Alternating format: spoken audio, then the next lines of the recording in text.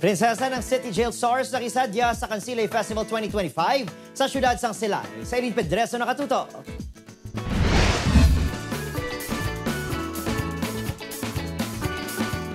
Liwat naging celebrate ang kasaysayan kag kultura sa Silay City pinaagi sa Kansilay Festival. Mas ginhatagan ini sang kabuhi sa mga nagpasakop sa street dance and arena competition. Speaking of kasaysayan, ginbisita man siyempre sang prinsesa ng City Jail Stars ang makasaysayan ng mga lugar sa syudad.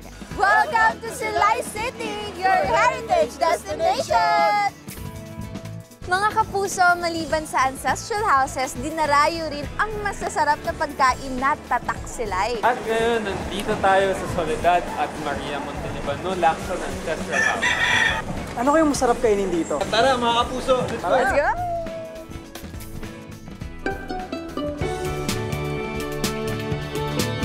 Diri nilaging try ang pagluto sang empanada. Tugtog na! Fresh from the tour, diretso na sila sa public plaza covered court para sa masadyang nga Kapuso Fiesta. E bukada pa lang, kilig na ang audience sa harana nga dala ni Prince Clemente. Post anay sa contrabida era si Lauren King, kaginkantahan ng audience. Mula man siyempre nagpauli sa pag-cheer ang fans ni Radson Flores. Kada nagkompleto sang Kansilay Festival, amo ang Team Jolly. Ayan, napakasaya lang talaga mag-perform kasama ang mga taga-Silay. It never disappoints, laging masaya. I would say that this is a very memorable experience. Thank you so much sa support nyo.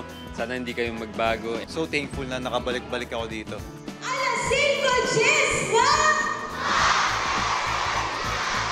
Upod Garuel Bangoy, Eileen Pedreso. 1 Western Visayas.